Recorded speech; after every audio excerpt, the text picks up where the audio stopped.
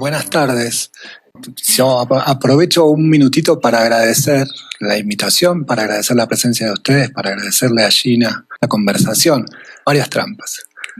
Una es proponerle a Gina que pase del lugar de la entrevistadora al lugar de la conversadora. Entonces así yo le puedo decir cosas que ella no está de acuerdo o puede estar de acuerdo también. Y me gustaría que hagamos, si quieren, un conversatorio todos los que estamos acá. Incluirlos a ustedes también. Y que digan lo que les parezca, si están de acuerdo, mejor.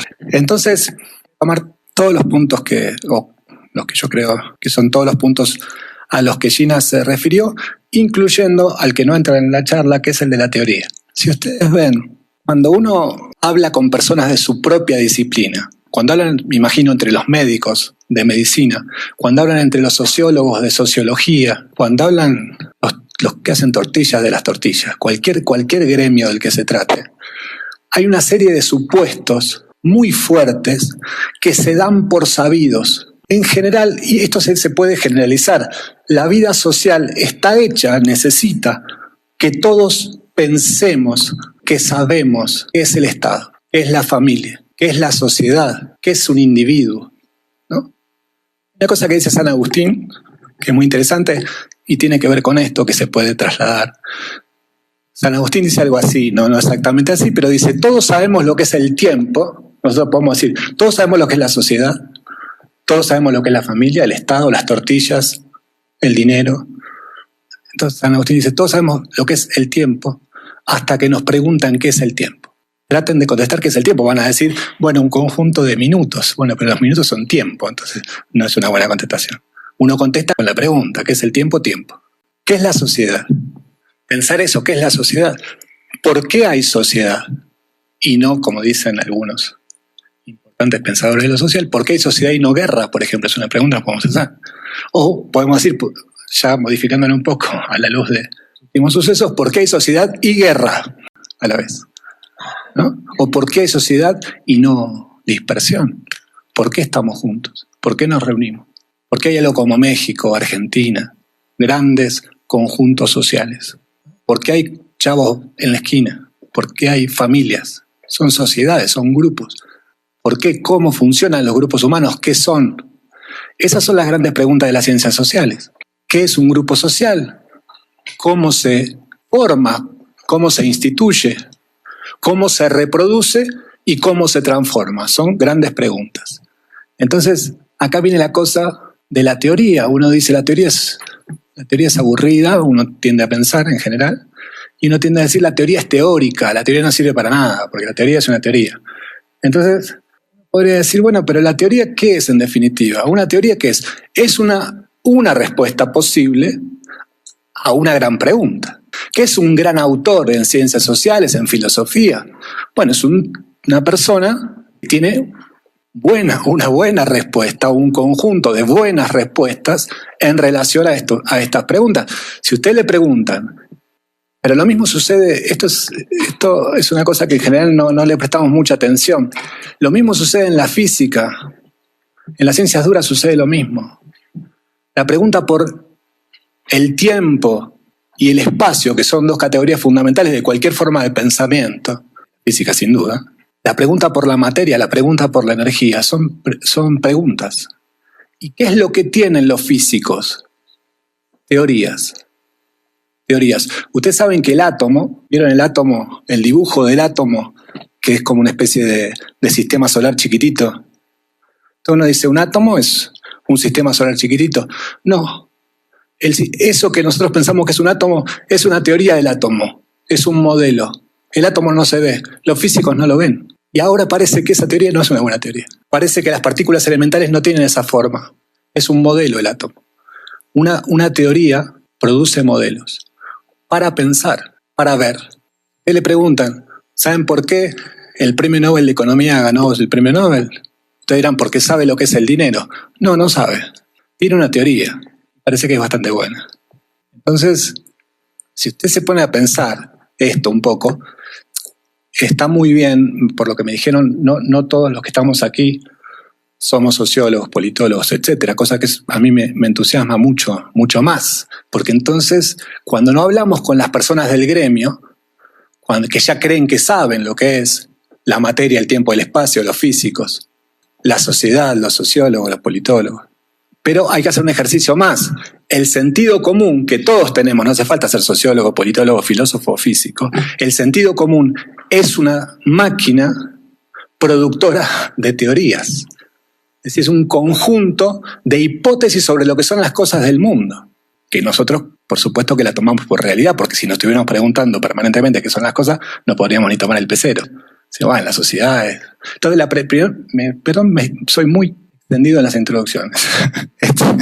Entonces, lo único que les propongo, si Gina está de acuerdo, es que ustedes, ahora, como ustedes tienen, aunque no sepan que es una hipótesis, ustedes creen que saben lo que es la sociedad. Pero digo, bueno, si ustedes creen que saben, piensen para ustedes mismos una respuesta. ¿Qué es la sociedad? ¿Cómo definirían a la sociedad? ¿Qué es la sociedad? ¿Qué es una sociedad? Yo les digo, la respuesta que ustedes tienen, que de lo que están seguros, una sociedad es tal cosa, ustedes me lo pueden decir seguramente, porque una sociedad necesita una definición de sociedad. Necesitamos funcionar con una definición de sociedad, de dinero, de individuo, de familia y de todas las cosas. Las tenemos. El mundo social es un mundo preinterpretado. ¿Por qué? Por el sentido común. ¿El sentido común qué es? Es la máquina que nos provee la cultura para que nosotros definamos las cosas.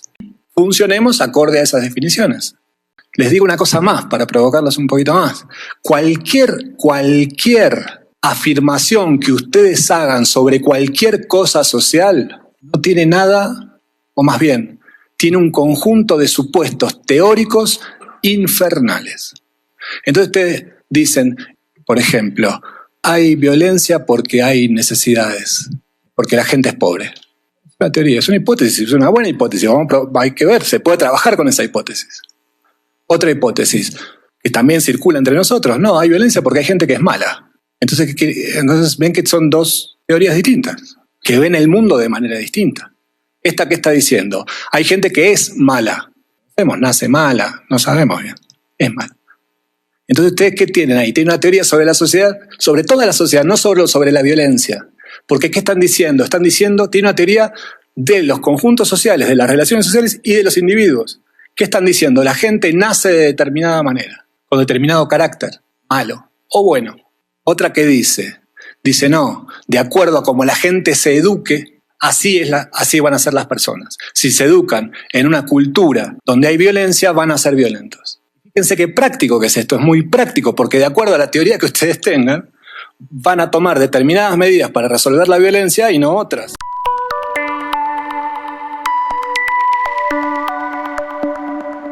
Piensan que la violencia es un producto de la cultura y las personas también son un producto de la cultura y de la sociedad, ustedes van a intervenir sobre la estructura de valores, si piensan en la cultura. Si tienen una teoría más basada en la economía, van a decir, no, la gente necesita trabajo, necesita dinero. Acá ya tienen, dentro de las teorías que ven la cosa desde lo social, ya tienen dos. Una que dice, lo importante son los valores, y otra que dice, lo importante es la economía. Como es mejor no pensar en estas cosas porque se complica, todo se complica. Entonces, ¿qué hacemos? ¿Le damos a la cultura y cambiamos los valores? ¿O le damos al tema de la economía para que la cosa esté mejor? ¿O qué hacemos? ¿Metemos presa a las personas malas? Preso a todos los malos, entonces no va a haber más violencia. Esto solamente para introducirlos a la conversación. Es decir, nosotros cuando hablamos de Gabriel Tarde, que es un sociólogo, no recuerdo cuándo nace, muere en 1902. Cuando hablamos de Michel Foucault, no sé si lo conocen, podemos decir que es sociólogo, historiador, filósofo. Cuando hablamos de estos nombres, si ustedes entran a la Facultad de Ciencias Sociales van a ver que todo el mundo habla de Marx, ¿no? Weber, nombres. Bueno, los nombres en realidad, si se pueden, una cosa que Gina hace, les recomiendo todos sus escritos, muestra cómo eso, como un gran autor, es en realidad el lugar donde se produce un conjunto de definiciones, un conjunto de hipótesis sobre lo que son las cosas del mundo social, político, cultural. Y suponen también, en general, hipótesis sobre lo que son los individuos. Dos cosas están en juego siempre, porque ustedes siempre tienen una teoría, siempre la tienen, cuando dicen la mató porque la quería, que es una cosa que solo un mexicano puede entender, ¿no? O un latino en general, ustedes le dicen a un sueco la mató porque la quería, tipo no. No tiene esa teoría, ¿no? O sea, no tiene un individuo que responda a esa Hasta una canción tenemos ahorita muy popular. ¿Ah, sí? Mátala se llama. Bueno. ¿Ves? Entonces, ¿cómo? Pero si ustedes ven, fíjense esto es una cosa que hizo otro clásico importantísimo para nosotros, que es Freud. ¿Freud qué dijo? Fíjense cómo hizo para hacer ciencia Freud. Freud encontraba que había, sobre todo mujeres, que tenían síntomas, por ejemplo, no podían mover las piernas, no podían mover los brazos. Tenían síntomas en el cuerpo, tenían síntomas físicos, pero no tenían ningún problema fisiológico, de ningún tipo corporal. ¿Cómo puede ser que alguien esté enfermo del cuerpo sin que su cuerpo tenga ninguna disfunción en ese momento, en ese lugar?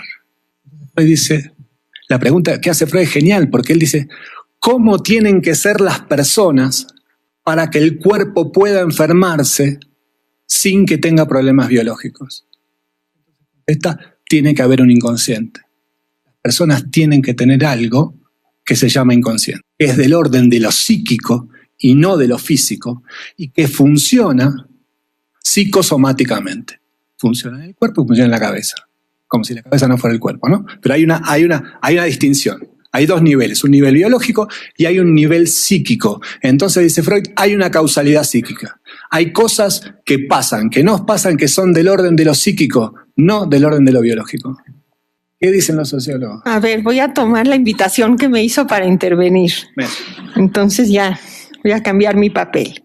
Voy a hacer unos comentarios sobre la brillante exposición que ha hecho. Una de las cuestiones fundamentales que me parece que ha tratado Sergio Tongonov es esto de las hipótesis, pero cómo van vinculados con conceptos y cómo los conceptos de las ciencias sociales en este momento son polivalentes. Es decir, yo acabo de presentar ahora un libro en el que en que participé como autora, y que es el Diccionario de Justicia, que se acaba de publicar por Carlos Pereda y otros académicos de la UNAM en colaboración con Siglo XXI. Y uno de los ejes del libro en casi todos los conceptos es que los conceptos son polisémicos.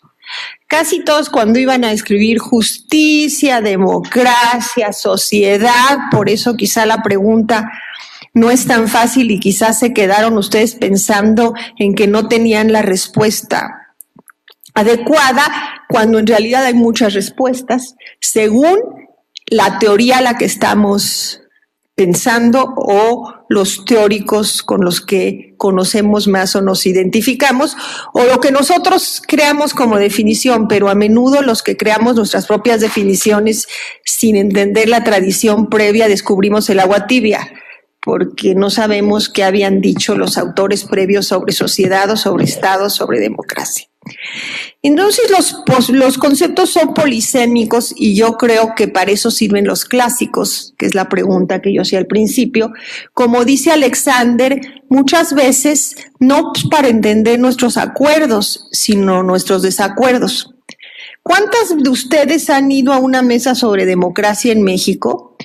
Y resulta que uno de los integrantes dice que hay un avance en la democracia, que otro dice que no ha habido ningún avance y que otro dice que estamos en retroceso. Y pueden tener razón o no estar hablando sobre lo mismo. Uno puede estar hablando sobre el sistema electoral, otro puede estar hablando sobre la división de poderes, que alude a Montesquieu, legislativo, ejecutivo y judicial. El otro puede estar hablando de un sistema de partidos que alude a Sartori, y el otro puede estar hablando de que no hay democracia porque no hay corrupción, porque hay corrupción, o porque los medios de comunicación no son plurales. Entonces, ni siquiera sabemos si sus diferencias están en los conceptos o en sus posiciones. Entonces, aquí los clásicos y los autores contemporáneos pueden servir como punto de partida para entender nuestros desacuerdos y de ahí pensar si verdaderamente en qué coincidimos o no. Y eso que pasa tan frecuente con democracia, que uno puede estar peleándose si hay más democracia en México o no, sucede con muchísimos conceptos, con el concepto de familia, que aludía ahora, antes se hablaba de familia en singular y ahora se ha defendido que se hable de familias en plural por la diversidad de familias vinculadas a las familias divorciadas o a las familias de los homosexuales o a las familias de las madres solteras. Entonces, el propio concepto de familia que mucho tiempo juzgábamos tan estáticos es un concepto cambiante.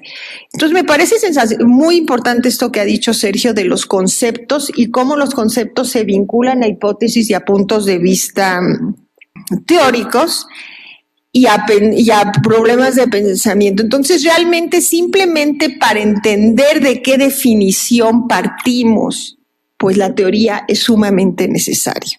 Para simplemente entender si yo estoy de acuerdo en tu definición, porque ¿cómo puedo discutir contigo democracia, Estado, si no me proporcionas una definición?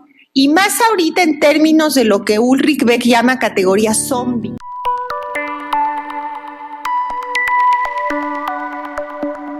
Es decir, categorías que están cambiando constantemente, porque si antes, como la soberanía, o si antes pensábamos que la ciencia política se vinculaba con lo que pasaba en un Estado-nación y las relaciones internacionales con las relaciones entre Estado, pues eso ya no pasa así, porque en la democracia incide la prensa internacional, inciden los observadores externos, inciden los grupos de presión, y ya no podemos diferenciar entre política externa y política interna. Entonces, todo eso lo tenemos que estar totalmente cuestionando.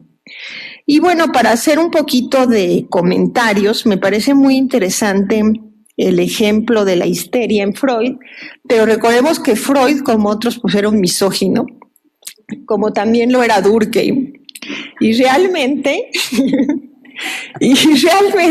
hay una muy buena obra de teatro que se llama Feliz Nuevo Siglo, Dr. Freud, de una autora mexicana que se llama Sabina Berman, una dramaturga muy conocida que ya se fue a Nueva York, y vio, esto solo para alentar las anécdotas y la discusión, y vio cómo muchas de las mujeres a las que les adjudicó la histeria, en realidad eran mujeres con mucho acoso sexual y que eran muy violentadas en su vida cotidiana, y él creó una categoría de histeria alrededor de una visión de la mujer que no la vinculaba con el ámbito de violencia en la que estaba desarrollando. Eso es lo que sostiene Sabina Berna.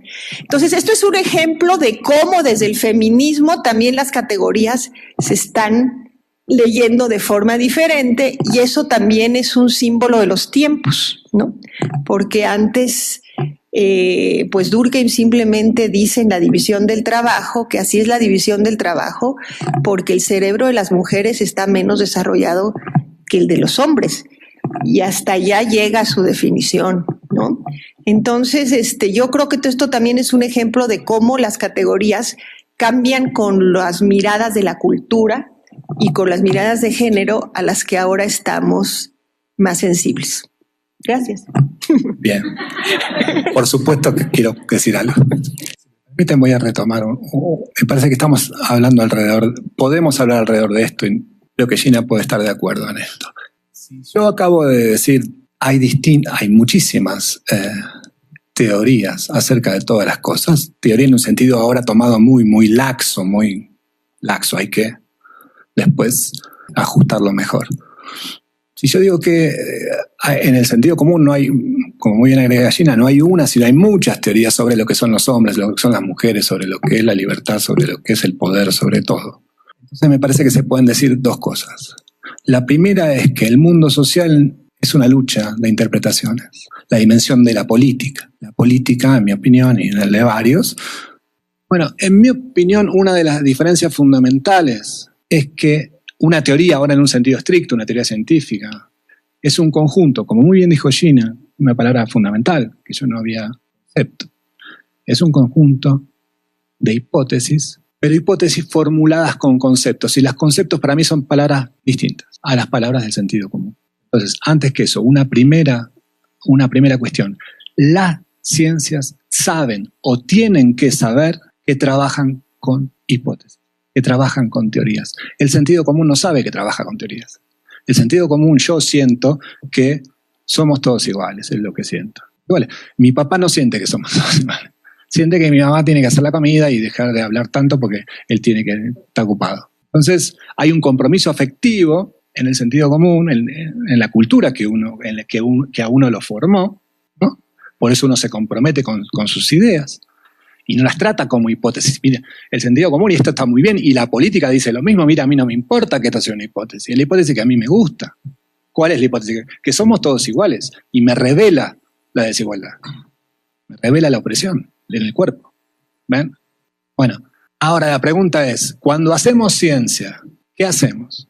Cuando pensamos sociológica, politológicamente, comunicacionalmente, o la ciencia en la que a ustedes les guste, social o filosóficamente la sociedad y la política, ¿qué hacemos? ¿Hacemos lo mismo?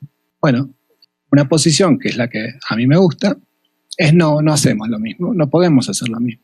Y para esto, Durkheim es un muy buen ejemplo para mí. Porque una primera cuestión entonces, distintiva de una teoría. Una teoría se sabe teoría, tiene que saber que es una teoría, que es una hipótesis. Y fíjense cómo baja todo. Baja la calentura, porque ¿qué les digo? Y no, yo tengo una hipótesis, que es que el PRD hizo mal en juntarse con el PAN, pero es una hipótesis. Si se lo digo como militante, nos agarramos, ¿no? Ahora, un politólogo no puede tener ese compromiso. Después puede tener compromisos políticos, ¿no? Entonces, hay una división clásica entre nosotros, que es la que hace un clásico que se llama Weber, que habla del político y el científico. Entonces, la misma persona puede ser político y puede ser científico, pero son dos actividades distintas. Es como cuando uno es biólogo y médico. El médico viene un tipo con la pata gangrenada y se la corta. Mire, se le corta el pie. ¿Qué voy a hacer? El biólogo agarra la pata gangrenada, le saca un poco de células y las empieza a mirar con el microscopio y el tipo se está muriendo, ¿no? Es otro trabajo distinto. Entonces, las ciencias sociales tienen otros tiempos, aunque tengan una vocación política, aunque quieran intervenir sobre la realidad. El biólogo también quiere intervenir sobre la realidad, pero si sabe que si es tomado por la urgencia, nunca va a descubrir la causa de la gangrena esa. Son dos trabajos distintos. Los dos son valiosos, ¿no? Entonces, ¿cómo valorar un clásico? Y yo me peleo con esta señora que hizo la obra de teatro. No, fui muy radical, porque Freud es mucho más, claro, mucho más amplio que el adjetivo que usé, ya me arrepentí. No, está muy bien, pero... pero sí hay ciertas sospechas en sus diagnósticos. No, Freud era misógino, probablemente, y además era autoritario, pero decía que la verdad no es democrática, y por supuesto la tenía él a la verdad. Está bien, pero ¿cómo entonces, ¿qué es un clásico y cómo evaluarlo? Porque ahí es donde me parece que sube la calentura y se mezcla todo de vuelta. Fíjense lo que le pasa a Durkheim. Durkheim, no sé si vieron una foto de Durkheim. Lo pueden googlear. Durkheim era en Argentina tenemos una palabra que es careta. Un careta es una persona que nunca se emborracha, ¿no? Tiene una conducta intachable. En la casa de Durkheim parece que no se podía hablar. Era hijo de Nadine. Bueno, se la pasaba todo el día estudiando. Claro. Y además políticamente era relativamente conservador. No era conservador exactamente, era democrático la Tercera República, pero toda la izquierda, el marxismo, lo acusa de conservador. Termino con esto, solo un ejemplo de qué es para mí la teoría, y para qué sirve y a dónde nos puede llevar. Y cómo el ejercicio teórico de, entonces, saber que uno tiene una hipótesis, elaborar esa hipótesis a partir de conceptos.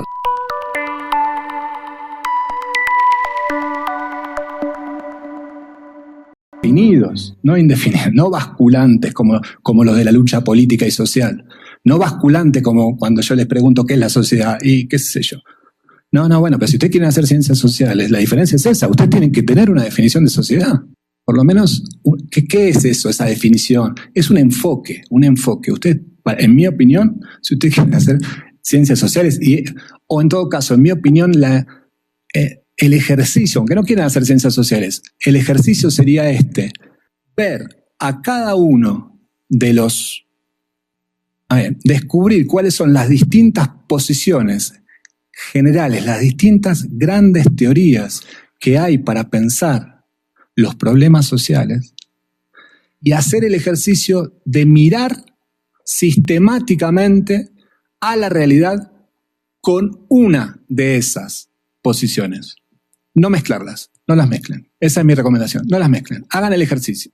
Pónganse en los zapatos de Marx y piensen con los conceptos de Marx, que así además van a estar obligados a entenderlos bien, y traten de ver qué se ve desde esa posición. Hagan lo mismo con Durkheim, hagan lo mismo con Freud. ¿Y qué es lo que les tiene que pasar si lo hacen bien? Tienen que ver cosas que antes no veían. Tienen que pensar de una manera distinta a la que antes pensaban. Y a ver si se animan. A ver si se hacen marxistas después. O peor, o conservadores, ¿qué saben? No saben. Entonces, termino con el ejemplo de Durkheim, que me parece fabuloso. Durkheim era este careta que les digo de la Tercera República, que toda la izquierda lo acusa de asquerosamente conservador, cuando en realidad no era un tibio por ahí, políticamente. Entonces, ¿Durkheim qué dice? Durkheim dice, no hay sociedad. ¿Cuál es la hipótesis central de Durkheim? ¿Qué es una sociedad? Es un conjunto de valores sagrados. Eso es una sociedad. Y otra recomendación que les doy, busquen las claves, aunque le parezca esquemático. Después va a venir un durkheimiano y les va a decir eso es muy esquemático. O un marxista. ¿Qué dice Marx? ¿Una sociedad qué es? Un modo de producción. Entonces, ¿qué quiere decir? Que la sociedad se sostiene en la economía. Oh, pero eso es muy esquemático. Sí, pero es verdad. Para Marx. Para Durkheim, eso no es verdad. Es otra cosmovisión, ¿ven? ¿Y qué dice? Una sociedad se sostiene en sus valores. ¿Qué diría Durkheim de lo que pasa ahora? Bueno, los valores no están bien definidos, son valores que están en disputa, son valores basculantes, por eso no sabemos lo que es una mujer, no sabemos lo que es un hombre, no sabemos lo que es el PRD, no sabemos. Es un momento de crisis de valores, así como lo dice mi abuela, igual. Durkheim coincide con mi abuelita en esto. ¿Ven? Entonces, ¿qué dice Durkheim? Una sociedad es un conjunto de valores. ¿Qué es un crimen? ¿Qué es un crimen? ¿Qué es la violencia? La violencia es todas definiciones, ¿ven? Como avanzamos con definiciones. ¿Qué es la violencia? Es un ataque a los valores principales del grupo, de un grupo determinado. Los valores no son universales para Durkheim. Cada grupo tiene sus valores. Entonces, en 1810 era un crimen el adulterio. ¿Por qué? Porque para ese grupo, eso que una mujer, sobre todo el femenino, que una mujer le meta los cuernos a su marido, era un crimen, era peor que, tan malo como matar. Bueno, eso cambió. Los valores cambian. Ahora hay otros valores sagrados. ¿Qué empieza a ser más sagrado? Y el cuerpo de la mujer, la individualidad de la mujer. La mujer cambió el valor mujer y entra en el conjunto de los valores nucleares, diría Durkheim, de una sociedad. Esto para que vean cómo pensaba él. Entonces, él dice esto: no hay sociedad sin crímenes. Durkheim, un tibio. ¿Ven? Nosotros que somos muy revolucionarios, ¿qué pensamos? Que va a haber sociedades sin crímenes. Que va a haber sociedades donde no va a haber violencia, porque va a haber justicia y todos nos vamos a entender. Somos como Heidi. ¿Ven? Y él escribe, Durkheim escribe, la verdad que me sorprendí mucho cuando descubrí esto. A mí, la lógica teórica que él sigue ese encadenamiento lógico a los que obligan sus conceptos y llega a conclusiones con las que él mismo no está de acuerdo inicialmente, después las tiene que aceptar. Si la sociedad es un conjunto de valores sagrados, si no hay sociedad sin valores sagrados, si el crimen es un ataque a los valores sagrados, entonces siempre va a haber crímenes porque siempre va a haber valores transgredidos. Y Durkheim dice una cosa más, mucho más interesante si quieren, y más contraintuitiva y más contra el sentido común marxista o el que sea. Dice, es bueno que haya crímenes, porque el crimen ataca al valor común, al valor compartido, genera una reacción. Esa reacción es punitiva, esa reacción es una reacción de castigo, y esa reacción revitaliza al grupo, lo junta. Piensen en Milpalta, que linchan a uno cada 24 horas. Debe ser una comunidad muy unida. Todas cosas medias desagradables, les digo, pero lo que les quiero mostrar es cómo una lógica teórica los puede llevar a conclusiones sociales, culturales, políticas muy distintas a las que están acostumbrados. Y entonces, iba a terminar, nunca termino. Cito a Borges, que dice lo siguiente: la realidad no tiene ninguna obligación de ser interesante, pero sí las hipótesis. Las hipótesis tienen la obligación de ser interesantes. ¿Y qué son los clásicos? Son un conjunto de hipótesis y de conceptos muy interesantes. Y no concordantes. No concordantes. Cuando ustedes se meten ahí, les tiene que cambiar la forma de ver. Si no, no están leyendo bien. No se comprometieron. ¿Cuál es el problema con el que se encuentran? Que hay muchas formas. ¿Cuál eligen? No sé.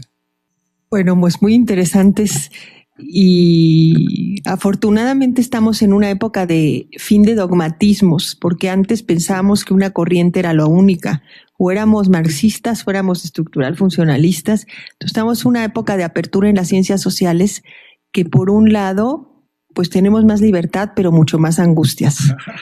Porque sí, tenemos que decir, pues, por cuál corriente nos vamos. Nosotros como docentes nunca vamos a acabar de incorporar en nuestros cursos todas las corrientes posibles. Y como estudiantes, pues ustedes mismos tienen que hacer sus opciones porque no hay una verdad única.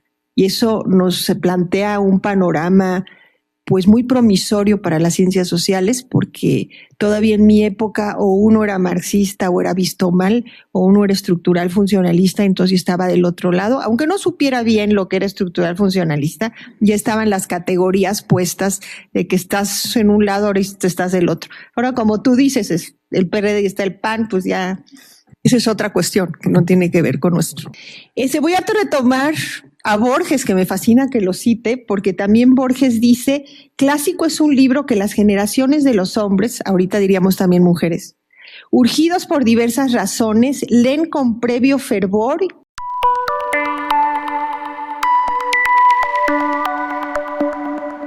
Esto lo dice de los clásicos de la literatura, pero yo creo que es una definición que se aplica a todos los clásicos. O sea, de entrada los leemos con fervor y con una misteriosa lealtad. Eso, por lo menos como docentes, ahí estamos muy entusiasmados haciendo textos sobre los clásicos.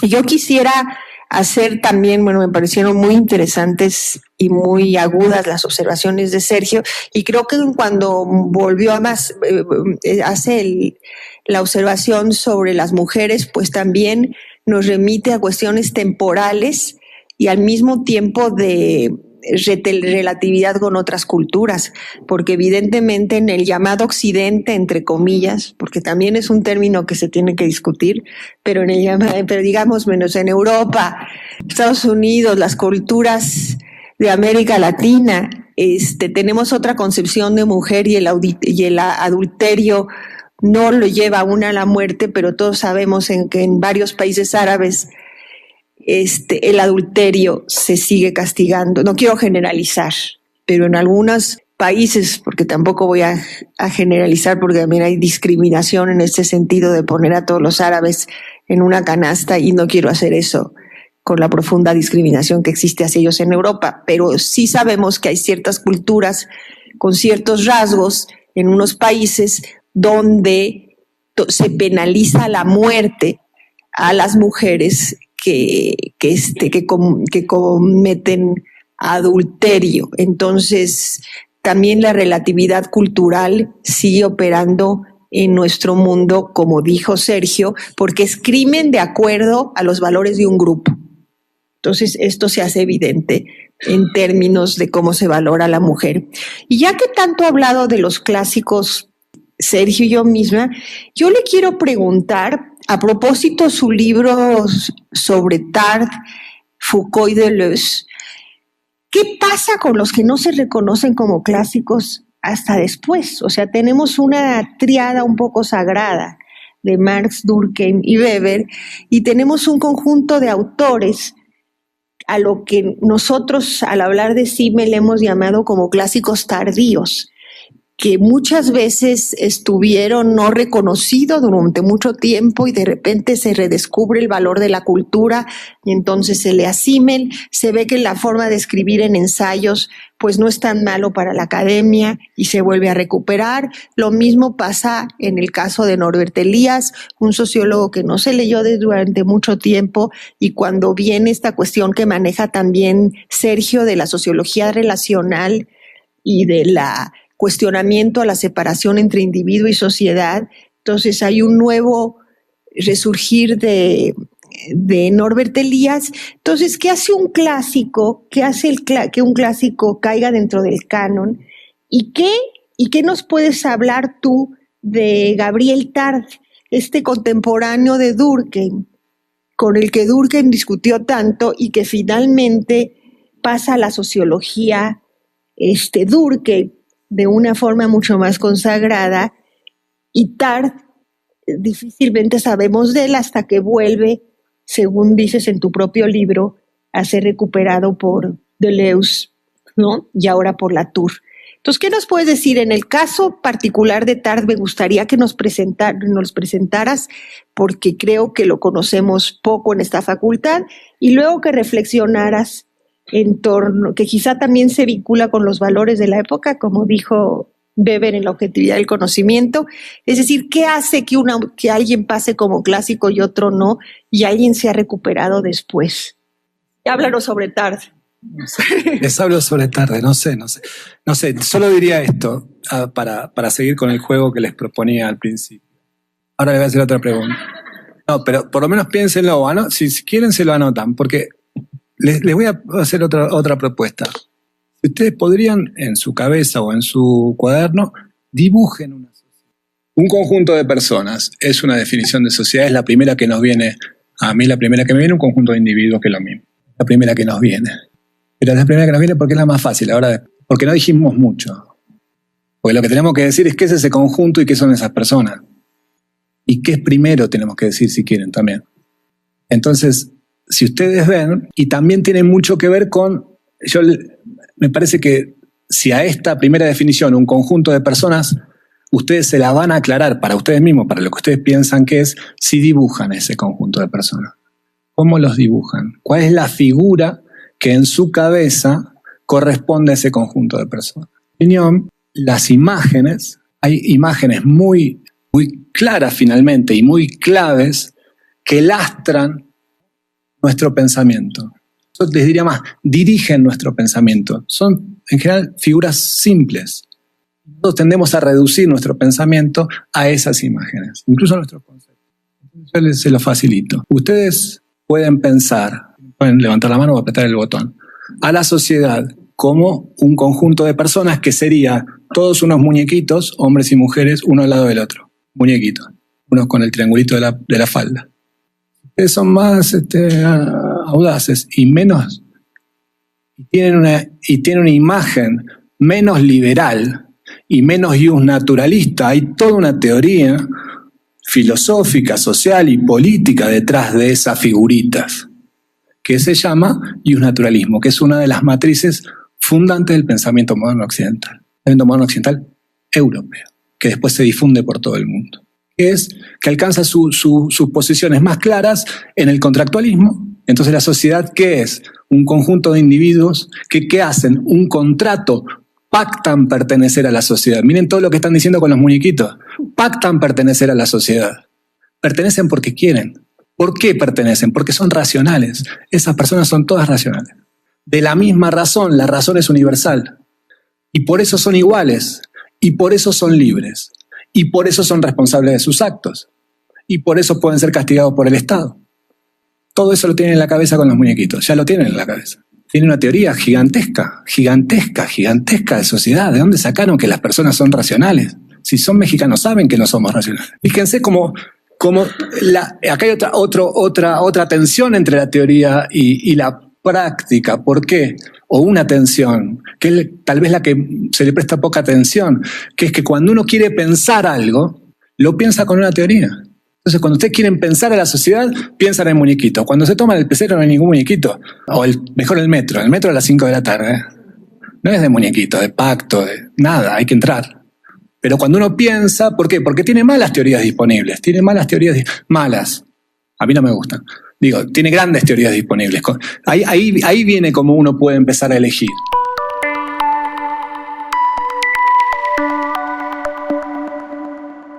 Pensar la sociedad. ¿No es un poco naif pensar la sociedad de esta manera? Como la pensó el siglo XVII. Entonces, si ustedes avanzan un poco en la historia del pensamiento occidental, pero también hay otra historia del pensamiento, hay otros pensamientos no occidentales. Si ustedes preguntan en una comunidad, con un papel y dibújeme una sociedad, le van a dibujar esos muñequitos. Le van a dibujar un círculo. La sociedad es una comunidad de cultura, y ahí no hay ningún muñequito. Hay comunidades prehispánicas que no tenían la palabra yo. ¿Qué es el individuo? ¿Qué es eso? No importa, además. Ahí tienen otra concepción. En las ciencias sociales, esta concepción del círculo se parece bastante a esto que les digo de Durkheim. Durkheim piensa que la sociedad en última instancia es esta comunidad de valores. ¿Y qué más piensa Durkheim? Fíjense cómo todo cambia de lugar. Esta comunidad de valores es anterior lógicamente a los individuos. Ustedes si piensan con los muñequitos, si piensan en naturalistas, si piensan liberal, neoliberal, si piensan en la economía política clásica, todas estas teorías sociales, ¿qué dicen? Dicen que son los individuos lo que producen a la sociedad. Ya llego a tardar 2 pasos más. Son los individuos los que producen a la sociedad. Un muñequito más uno, ¿la sociedad qué es? Una adición, una suma. 1 más 1 más 1, y algunos, si se quiere, se va, una sustracción. Eso forma una sociedad. Se vota un gobierno, el gobierno instituye las leyes, las personas aceptan las leyes porque les parece bien. Hay consenso. Ese consenso es racional. Piensa la gente y dice, sí, bueno, voy a aceptar pagar impuestos, voy a aceptar no matar a mi vecino, voy a aceptar estas cosas, porque es racional. Durkheim, ¿qué diría? Durkheim diría, no. No son los individuos los que producen a la sociedad, es la sociedad la que produce a los individuos. ¿Esto qué quiere decir? Y ahora piensen en el círculo. Uno nace en ese círculo, que es un círculo de valores, uno es educado en esos valores, y uno ama a esos valores, uno defiende esos valores, y uno los acepta. ¿Cuándo aceptaron ser mexicanos? ¿Cuándo yo acepté ser argentino? No se acepta, eso uno se lo dan con el atole y uno es así. Lamentablemente en mi caso, ustedes están un poco mejor en eso, ¿no? Y entonces el individuo es producido por la sociedad. Entonces, ¿qué hace el individuo? Reproduce esa sociedad. Trata de hacer como hicieron su. Entonces, les digo la de tarde. Tengo que decir la de Marx. Les digo la de Marx rápido. Entonces, la de Marx cómo sería? La de Marx es... Una sociedad es un modo de producción, esto que les dije. Y ustedes se lo pueden imaginar como un triángulo. ¿Por qué? Porque hay clases sociales. Los de acá ganan más, los de acá ganan menos. 3 clases, pongámosle. Clase alta, media, baja. En realidad, el dibujo verdadero de Marx es un cuadrado. La sociedad es un edificio de una planta baja, que es la economía, y un primer piso, que es el gobierno, el ejército, el derecho y la ideología. Entonces, la ideología, fíjense que es distinto de Durkheim. Ya empiezan a ver cosas distintas. ¿Por qué? Porque en Durkheim la ideología, los valores, son la base del círculo. Son lo que mantiene unido al círculo. Para Marx, los valores son secundarios.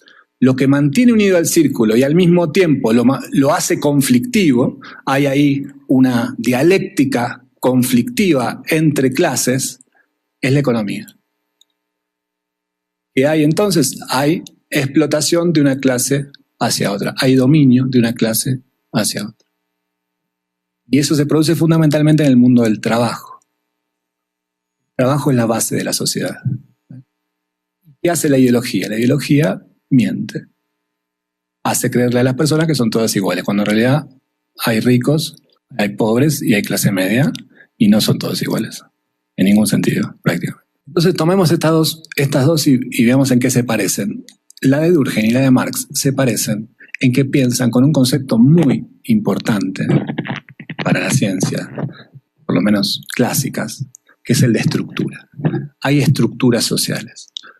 Para uno son estructuras de valores y para otro son estructuras económicas y de dominación. El individuo, para los dos, es secundario respecto de esas estructuras. Uno nace en una estructura si quieren juntarlos, se pueden juntar. Uno nace en una estructura de valores que al mismo tiempo es una estructura de clase, diferente distribución de la riqueza, no es una comunidad, por eso el triángulo. Cuando ustedes se pasan acá, ya no hay más una comunidad redonda, porque la comunidad redonda es la imagen de que somos todos iguales. En el círculo no hay vértice. Acá no somos todos iguales. Algunos tienen más, otros tienen menos, otros tienen mucho menos. Les digo otra cosa más ya que estamos de paso. Y el milagro, esto es hermoso para la teoría marxista y me parece que es uno de los grandes valores que tiene la teoría marxista que nos deja pensar esto. Efectivamente nuestras sociedades son sociedades muy desiguales. Efectivamente hay una desigual distribución de la riqueza, pero no solo de la riqueza, del honor, del estatus, de la salud, de la educación, de la diversión, de todo está distribuido mal, ¿no? Inequitativamente. Y sin embargo, la desigualdad se reproduce. Eso es, si ustedes lo piensan como políticos, y está bien que lo piensen, o como moralistas se indignan, y está bien que se indignen. Si ustedes lo piensan como cientistas, se pueden indignar también, pero sobre todo se sorprenden. ¿No es sorprendente? Yo no tengo los números de la sociología son por eso no se conocen, porque son increíbles. El 5% de la población de México se quede con el 65% de la riqueza. Y que la cosa funcione más o menos. Digo, hay conflicto, pero funciona bastante bien. No es maravilloso, es increíble, es realmente notable. ¿Cómo puede ser? Es una de las grandes preguntas de las ciencias sociales. Críticas, de las ciencias sociales críticas, de las ciencias sociales que incluyen en su pensamiento el problema de la distribución de las riquezas, el problema de las desigualdades, el problema de las dominaciones. El problema de la dominación. Bueno, para no ser economicista, no solo el marxismo tiene este patrimonio de la crítica y de esta visión crítica. Lo que decía Gina recién, ¿no es increíble que hasta hace muy poco la mayoría de las mujeres crean que los hombres pueden mandar? No, que probablemente haya más mujeres que hombres. Pero era fantástico, porque mi papá decía, bueno, vamos a comer y todos comíamos. Hay algo, y eso es del orden. Esa es la pregunta por la sociedad. Esa es la primera pregunta que les hacía. ¿Cómo eso es posible? ¿Cómo es posible que nos sentemos a comer cuando alguien dice que no? ¿Cómo es posible que el 1 o el 5% de la población controle la riqueza que controla y la mayoría se vea después? Les cuento esto y voy a tarde y termino. Esta pregunta no es una pregunta trotskista ni marxista, ¿eh? Cuando comienzan las democracias, pensan que el voto no era una persona un voto, sino era un voto que se hacía por censo. Si tú eras rico votabas y si no eras rico no votabas. La mayoría no votaba. Hay grandes movimientos sociales en Europa, sobre todo, también en América, por el voto universal. El voto universal. Masculino primero. El voto universal femenino es muy nuevo.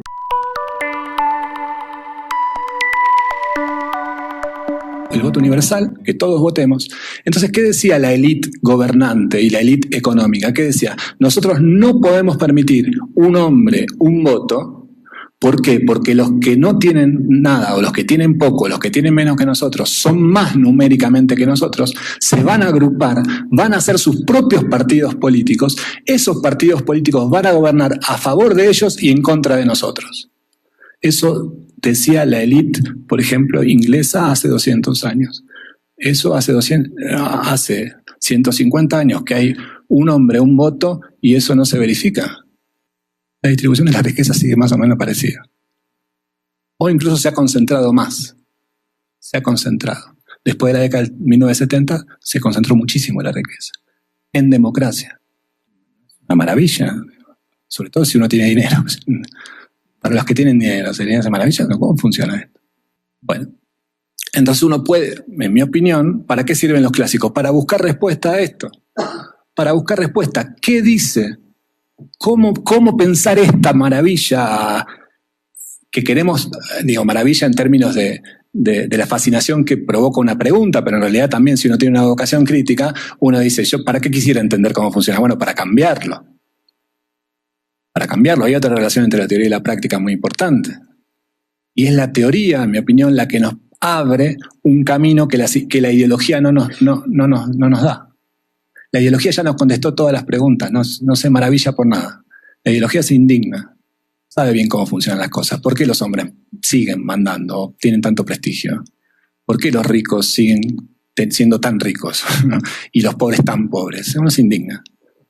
Bueno, la teoría abre un camino para pensar, para tratar de responder y en todo caso, si uno después quiere seguir, para tratar de transformar.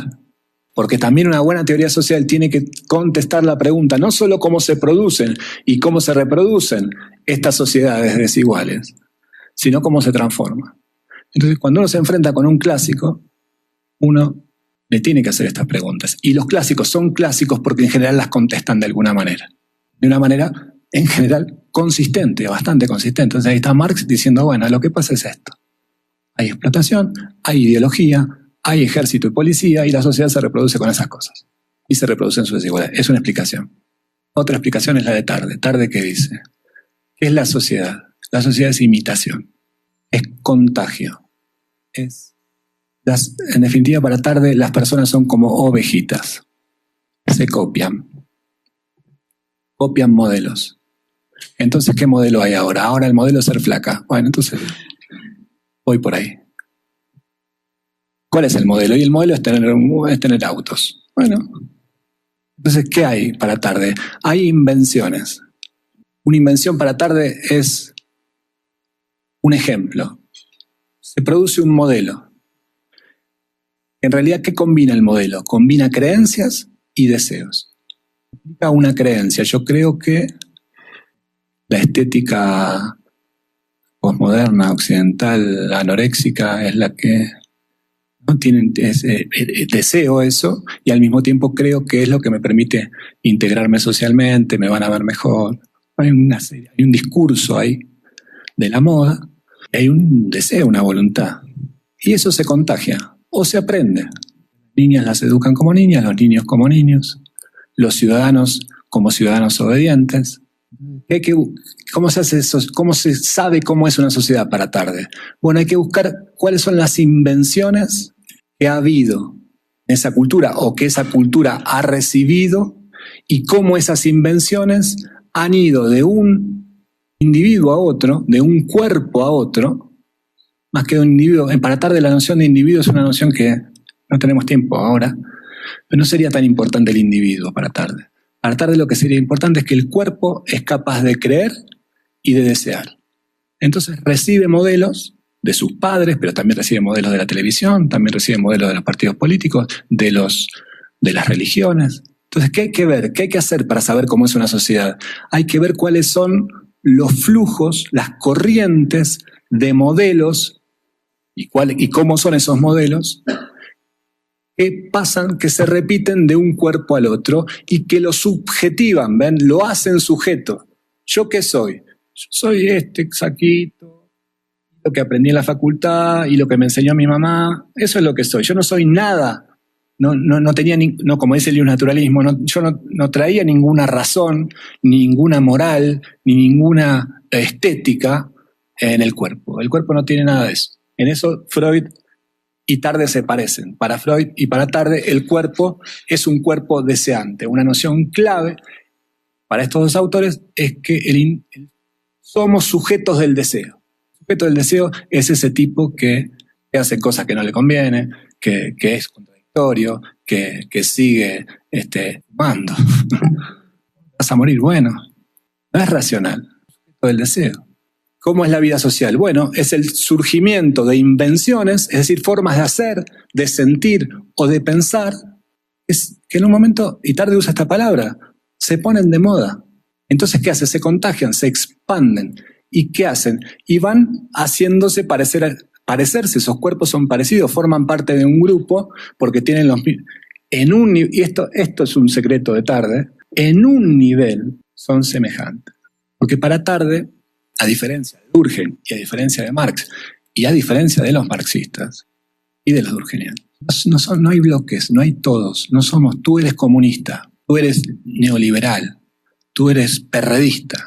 Más de perredista soy el punk y además soy homosexual y además soy católico y además soy un poquito nazi. ¿Ves? Esperemos que no haya muchos. No, hay muchos. ¿Por qué? Porque Porque el nazismo es un modelo presente en nuestra cultura. No, muchos nazis. No, bueno, el tema es si prevalece. No. El tema es si en las conductas. Entonces, hay distintos flujos para tarde de modelos que se siguen. Hoy voto a Naya, qué sé yo. Esto, pero tú eres del PAN, no. Y el tardiano contestaría, no, porque nadie es de ningún lado. Todo completo desde que nace. ¿No? Esa es una fantasía, la fantasía de totalidad. Es la que tenemos, la que tiene el sentido común. Tú eres mexicano. Acá viene la idea de lo infinito y de lo infinitesimal. Hay infinitos modos de ser mexicano. Cada mexicano es planeta, un universo de sentidos y de afectos no concordantes entre sí y no concordantes con la mexicanidad tampoco, con la mexicanidad oficial, con ese modelo oficial que circula entre nosotros y que efectivamente copiamos, pero lo copiamos parcialmente.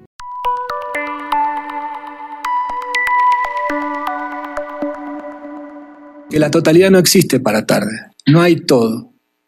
Y sobre todo no hay todo homogéneo. Tarde dice, no es lo homogéneo, sino lo heterogéneo, lo diverso, lo que está en el corazón de las cosas. ¿Esto qué quiere decir? Que las cosas no tienen corazón. Entonces la imagen que les estoy brindando de las personas y de la sociedad es la de una red, la de una malla, la de un montón de hilos entrecruzados y que van a distintos lugares y que no cierran en ningún lado, no tienen ningún contorno. Ni es un triángulo, ni es un cuadrado, ni es un círculo.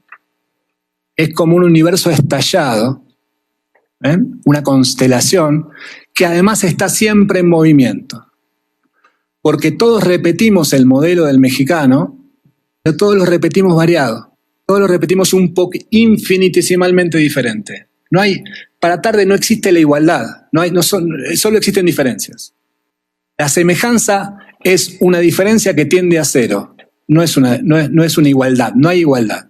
Nos podemos parecer mucho, pero igual no nos parecemos todo. ¿Y eso qué hace? ¿Eso qué imagen les da? Les da la imagen de que el propio México, la propia mexicanidad, aunque se repita en su tradición más tradicional, esa tradición siempre se repite de manera variada. Siempre se va transformando en su propia repetición. Entonces tú ya no haces como tu mamá y tu mamá no hace como tu abuelita. Pero además hay que desarmarlo. No solo generacionalmente cambia la tradición. De persona a persona la tradición es distinta. Se repite variada. ¿Cómo cambia la sociedad? No con la repetición variada, sino con la invención. Una invención que es para Tarde. ¿Cómo se inventa juntando dos cosas que ya existen? Eso es muy lindo en Tarde. Juntando dos cosas que ya existen pero que no se tocan. Entonces, ¿qué pasa? Hay un montón de piedras, durante miles de años hay piedras y hay palos, ramas, miles de años, ahí andan. Las piedras para hacer no sé qué y los palos para hacer otra cosa. Un día un tipo puso una piedra en un palo y inventó la palanca. Y todo cambió. Entonces, para Tarde, una invención es una conjunción inesperada de perogrullada. ¿Saben lo que es una perogrullada? Estupideces existentes. ¿Saben qué es un invento? Juntar dos series reproductivas que no se tocan. Un invento escalofriante. Hay una serie que es la serie de los aviones que se usa para viajar y hay una serie que es la serie de los rascacielos que se usa para poner oficinas. Si ustedes cruzan las dos series, tienen el atentado del 11 de septiembre, que es un invento escalofriante y genial. Dos cosas que estaban ahí que nadie juntó. ¿Eso qué puede producir? Y es el temor, y fue un temor durante un tiempo y todavía lo es, que esa invención se repita, se tome como forma de ser y de hacer, o se contagie por distintos grupos y vaya formando grupos de terroristas. Bueno, de la misma manera, dice Tarde, se hacen los grupos de marxistas, de la misma manera se hacen los grupos de cristianos. ¿Qué es para Tarde Cristo? Puede ser el Hijo de Dios, él era católico, pero es sobre todo un gran inventor. Cristo inventa una doctrina. Entonces, ¿qué tienen que hacer con la doctrina cristiana? Según Tarde, tienen que hacer lo que Foucault, del que no hablamos, va a retomar, tienen que hacer la genealogía. De cada cosa hay que hacer una genealogía. Entonces, ¿qué van a encontrar en la doctrina cristiana? Van a encontrar que Cristo juntó cosas que ya existían, pero que no eran concordantes. Yo no soy religioso, entonces no conozco, pero sí les puedo decir lo que hizo Marx. Marx, en mi opinión, lo que hizo, dicho brutalmente, es juntar a Hegel al revés con Adam Smith. Es juntar la economía política clásica con el idealismo alemán dado vuelta, y hizo un invento fantástico que se llama marxismo. Ese invento después se expandió y hay marxistas y hubo estados marxistas, sociedades marxistas. ¿Qué es el neoliberalismo? Es un invento.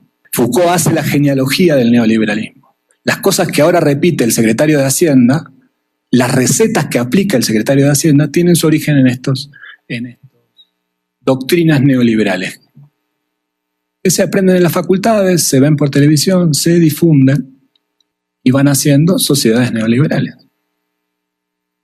En un nivel, en este nivel que todos nos vemos ahora, que estamos vestidos más o menos igual, pero cada uno adentro es un planeta infernal hecho de miles de conexiones, pero son todas conexiones culturales, ¿ven? Y de todas se puede hacer la genealogía. Entonces, y esto es lindo de tarde, hacer un mapa. Ustedes se meten en una habitación, o en una casa, o en un estado, o en un país, ¿y qué van a ver? Van a ver que hay tabaco. ¿De dónde viene? Viene de acá, ¿no? Hay una almohada. ¿De dónde viene? Viene de los árabes. Así pueden hacer la genealogía de todas las cosas y van a ver que no hay unidad, no hay estructura de las cosas. Vino el neoliberalismo y trajo las almohadas. No, las almohadas las trajeron los árabes. Después las empresas las fabrican, que es otra cosa. Y con las ideas políticas, religiosas. Bueno, es una lástima que tengamos tan poco tiempo. Yo le quiero agradecer muchísimo a Sergio Tongonó su presencia aquí, y al SUA y a la coordinación del SUA, a la maestra Zamudio por todo el apoyo que nos ha brindado. Yo tendría miles de conversaciones como toda conferencia buena, como todo trabajo bueno, nos deja pensando en muchas cosas y nos deja con mucho más preguntas que respuestas. Esperamos que alguna vez lo volvamos a tener aquí, porque yo tengo comentarios y preguntas muchísimo. Pues esta cuestión de la racionalidad se hace evidente que no es el patrono solo de los mexicanos, sino de los estadounidenses que votaron por Trump. O sea, se vota por miedo. En Estados Unidos se votó por miedo, por la emoción del miedo, y seguramente en México lo que se está diciendo los que hacen investigaciones que se va a votar por enojo. Se va a votar por un candidato o por otro, se va a votar por el candidato que represente el enojo. Entonces, todo esto son cuestiones que está viendo también ahorita la sociología de las emociones, que durante mucho tiempo estuvo como una cuestión marginal, y que también se puede relacionar. Yo tenía la pregunta ¿qué tanto se relaciona esto con la cuestión del deseo y todas estas cuestiones? Porque mucho tiempo no hemos dado el peso a las emociones. Creo que esto nos los deja también ver las encuestas políticas. O sea, yo creo que las encuestas políticas serían muy diferentes si en vez de preguntar por quién vas a votar, preguntaran por quién vas a votar tus vecinos, o de qué tienes miedo. No. ¿O de qué estás enojado? Entonces sabrían qué candidato representa el enojo. Seguramente ya lo están incorporando, que más bien por quién vas a votar, aunque sea anónimo. Entonces hay muchísimas cuestiones. Yo tengo que pararle aquí también.